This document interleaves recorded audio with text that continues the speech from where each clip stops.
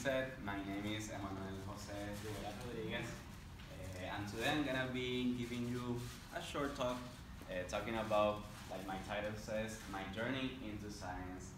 And I have a little subtitle that is paying it forward. So, as an outline of what I'm gonna be talking about, I will be talking about the different stages that I have gone through throughout my life in order to be able to be here doing the science that I'm doing and actually talking with you guys, communicating all the science that I do. I will be making reference, and you will see people that throughout my path have been keystones, and they have given me all the tools that I have needed and the opportunities that I have needed in order to succeed and in order to be here today. So to talk a little bit about myself, you may be wondering where my Spanish name comes from or my accent when speaking English comes from. Well, that's a very easy question to answer. I come from Puerto Rico. It's a very beautiful and small island in the Caribbean. We are part of the United States, not as a state per se, but as a territory, and that's one of the reasons why we are actually bilingual to some extent. However, we stick to our thick accent because for us, Spanish is the first language and then English is something that we learn at school. And if you wonder why I am here so far from home, well, the reason is that 2 years ago, I decided to move here to Massachusetts and to start a PhD degree in neuroscience at Brandeis University, really close by here. So, why did I decide to go for science? Well, I have to use a sort of cliche phrase for this and say that I didn't choose science, but science in some way chose me. And why? Well, even when I didn't know anything about what science really was, I always found myself being very interested and mesmerized by things around me, things like trees and even these little animals that I knew that were all over the place around me, the insects. But nobody, for some reason, nobody seemed to pay as close attention as I did back then, or at least that's what I thought. And back then, the first people who realized it and saw this passion that I had and helped to nourish it were my parents. And how did they do this? Well, they always gave me, like, they led me to pursue it. Like, for example, instead of giving me a console, a gaming console as a gift, they would give me and my brothers like a little toy microscope, for example, a toy telescope, or give us like science books. And I show you this one in particular, which is in English, it's titled translate to honeybees, ants, termites, insects that live in family. Why I showed this book? Well, this book was something that sort of opened a window of possibilities in my mind. Because up to this point, before reading this book, I thought that the interest that I had for science, for insects in particular, was something that I only had. But when I read this, I realized that not only other people were interested in studying these animals, people were actually writing about it and communicating about it to others. And so that moment, I decided that I wanted to be a person. I wanted to be the person studying these animals. I wanted to be the person writing about them. And so I didn't know it back then, but I was making the decision of becoming a scientist. And so a couple of years after that, I did so. After graduating high school, I joined a biology program at my university back home, the University of Puerto Rico in San Juan. And 2 years after being an undergraduate student, I decided I wanted to change the way I was learning about science, not staying only with what I was learning from the books, but actually doing the science myself, actively doing it. And so I decided to join a research lab. And I joined the lab run by this professor that you see in the picture, Dr. Jose Luis Agosto. And back then, and still nowadays, they work with different species of insects, from fruit flies, the flies that you see hanging around old, for example, if you leave some bananas on your kitchen, you leave them there for a couple of days. After some days, you may see some flies flying around them. So those are the fruit flies. Those are the flies that I studied. Also, they did different types of work with other species, such as different species of honeybees and different species of wasps. And the thing is that they were studying really cool things and behaviors, such as learning and memory and sleep. Things that up to that point I never associated with these animals. However, aside from all the science that I learned with this professor in this lab, the main lesson that he gave me was the importance of hard working. And for example, the first day when I joined his lab, after having a very long conversation, like half an hour or maybe more, talking about science and how excited I was about all the science and how excited he was about me joining the lab, you would imagine that he was gonna put me to work in front of the microscope right away. Well, no, that's not what he did.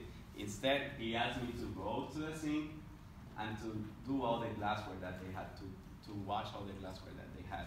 And I could have been like, you know what, I don't want to do this, I'm not here to do that, I'm here for the science. However, that moment, I recognized that he was trying to teach me a lesson of resilience. He wanted to see how much striving I was to actually do whatever it took to actually get to the science. And so I did.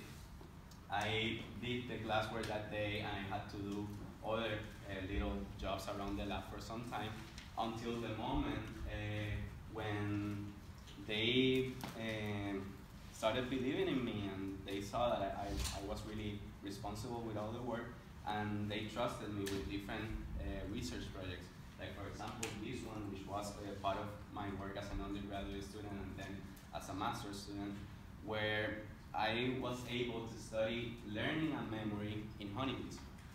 And if you're wondering whether they can learn or not, yes, they can learn, and they actually need to learn to survive in nature. And so in this experiment, I'm gonna explain it very briefly, I was able to teach the honeybees to associate a smell with a food reward.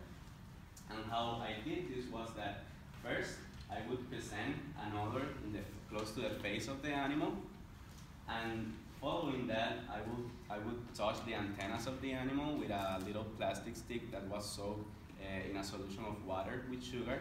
And the moment you touch the antennas of the bee with the sugar, the animal can detect that there is something sweet around. And so the animal extends the tongue, and then you provide the food to the animal. So after a couple of repetitions of this, presenting the odor, touching the antennas, giving the animal the food, the animal learns to associate the first smell that you are providing it with the sugar reward that is coming afterward. And so after some repetitions, you present the smell, and the animal automatically extends the tongue even without you having to touch the antennas. So they are learning. And so I was interested in knowing which components of the brain, such as the signals that travels across the brain that we know that they have the form of electric currents, how those electric currents were involved in the regulation of these processes. And so I was able to disrupt these currents using different pharmacological treatments, specifically different drugs, that I would provide the animals with, and then I would see how the learning would change, either improve or get worse. The animal would learn faster or learn slower. And so that gave me a better understanding about how the brain of not only these animals, but the brain of different organisms could work. However, I felt like I needed to have a more deep knowledge about how the brain was working in order to understand all these behaviors.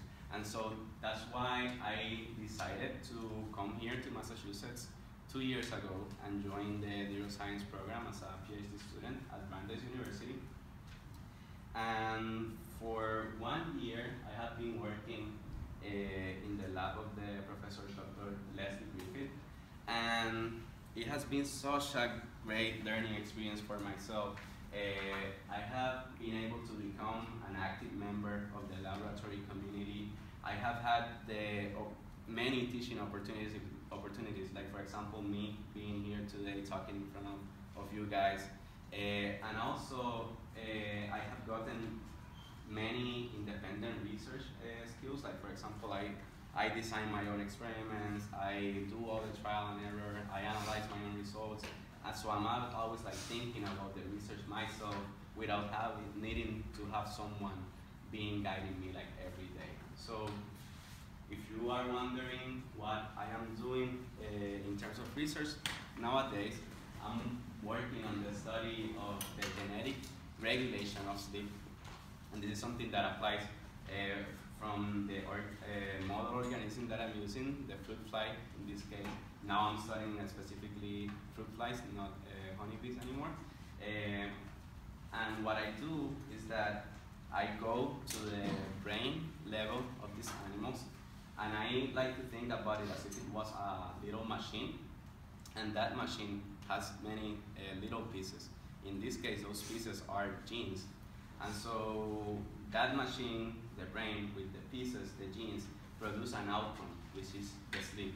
There's a sleep-like behavior that is observed in the flies, but it is at the end the same or something similar to what we have as humans or other mammalians, the sleep that they have. And so what I do is that I imagine that you have a little radio and you want to understand how that radio is producing whatever sound it produces, right? So you open it and you start playing with the pieces around it. And all of a sudden you remove one piece and you realize that the radio doesn't produce any more sound. So you figure that that last piece that you took off was actually important for the radio to produce a sound, right?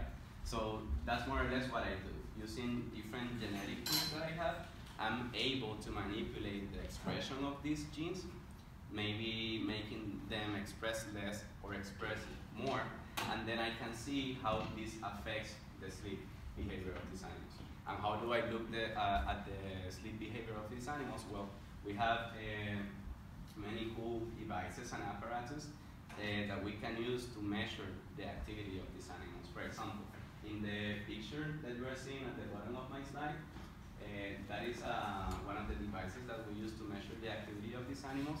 It is basically a glass tube in which I can put food for the animals, and I can put a little fly in there for a couple of days, even weeks.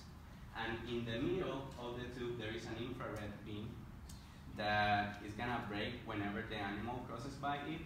And so it's gonna be collecting information and storing it in a computer. And then the computer analyzes that information and tells me the moments when the animal were active, awake and active, or when the animal was asleep.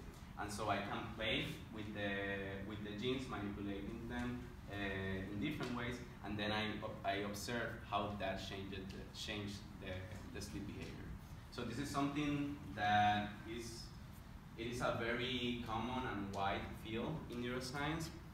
However, for me, it's something new. It's a project that I started a year ago, so I'm actually starting to get real data from it, and I'm hoping to continue getting good results. So that's in a nutshell the science that I am doing right now, and that I have been doing for a couple of years. However, today, aside from the science, I would like to extend an invitation to you guys to reflect about all those opportunities that in my case I had, but also the opportunities that you have nowadays and that you're gonna continue having.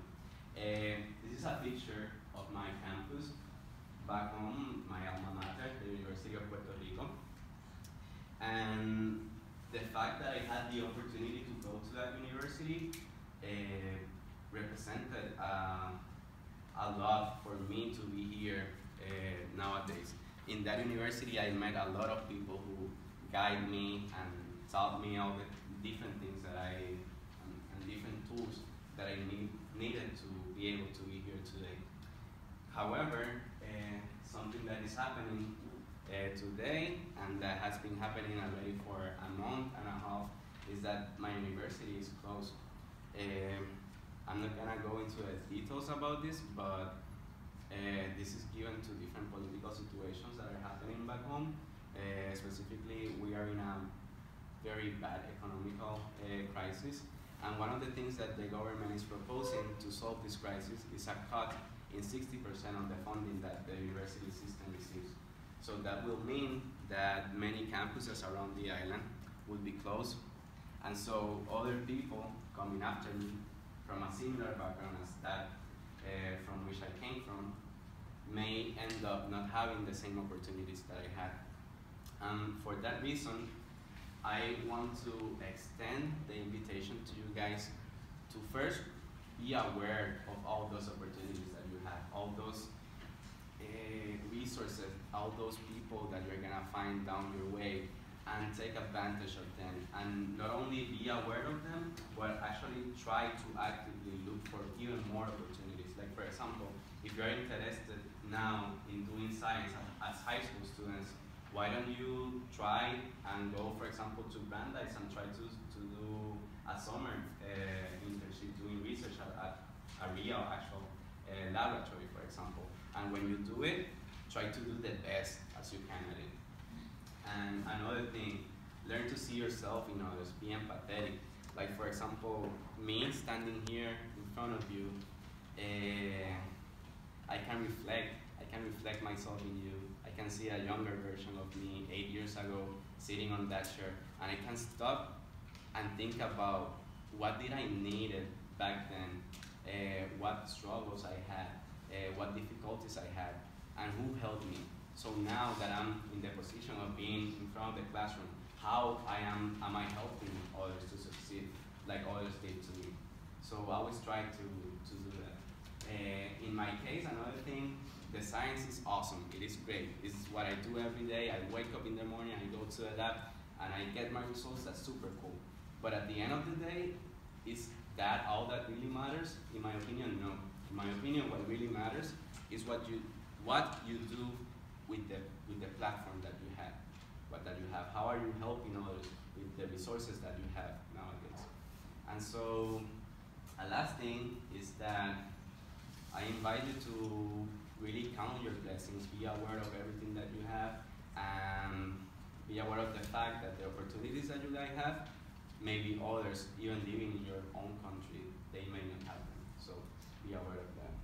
And so, having said all that, I would like to give thanks to the people who made it possible for me to be here today. Dr. Annie, she's sitting here right in front of me, Dr. Leslie Griffith, my mentor at my university, Brandeis University, and you guys, the Waltham High School.